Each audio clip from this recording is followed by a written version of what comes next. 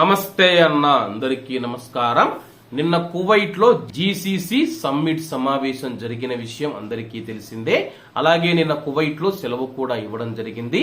అలాగే ఈ యొక్క జీసీసీ సమావేశంలో కువైట్ రాజు Sheikh Mishal Al Ahmad Al Jaber Al Sabah గారు మాట్లాడుతూ ఆయన యొక్క ప్రసంగంలో మొదటిగా ఆయన మాట్లాడుతూ అలాగే పాలస్తీనా పైన ఇజ్రాయిల్ దురాక్రమణను మరియు పాలస్తీనా దేశంలో జరుగుతూ ఉన్న దారుణాలను ఖండిస్తూ ఉన్నట్లు ఆయన పునరుద్ఘాటించారు.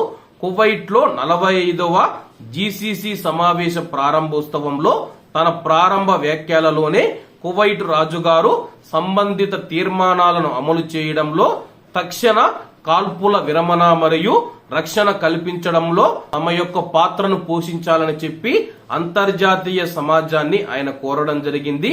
ముఖ్యంగా యుఎన్ భద్రతా మండలికి ఆయన పిలుపునిచ్చారు.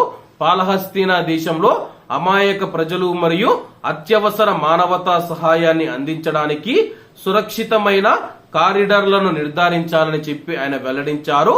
పాలస్తీనా పైన ఇజ్రాయిల్ ఆక్రమణను అంతం చేయడానికి, వారి పూర్తి రాజకీయ హక్కులు పొందేందుకు మరియు వారికి స్వతంత్ర రాజ్యాన్ని ఇచ్చేందుకు జూన్ 4న 1967న తూర్పు జెరూసలేం రాజధానిగా సరిహద్దుల్లో స్థాపించడానికి పాలస్తీనా ప్రజలకు వారి న్యాయబద్ధమైన పోరాటంలో మేము మద్దతుగా నిలుస్తూ ఉన్నామని చెప్పి ఈ యొక్క నిర్ణయం చాలా అవసరమని చెప్పి ఆయన వెల్లడించారు.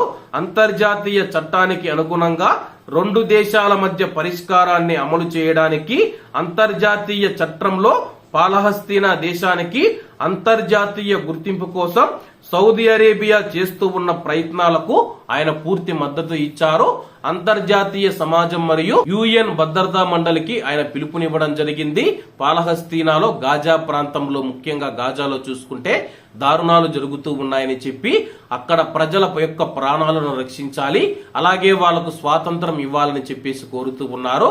మరి యుఎన్ భద్రతా మండలి మరియు అంతర్జాతీయ సమాజం ఏ విధంగా స్పందిస్తుందో వేచి చూడాల్సి ఉంది. కాబట్టి అందరూ బాగుండాలి, అందులో మనం ఉండాలి. అందరికీ నమస్తే అన్న. జై హింద్.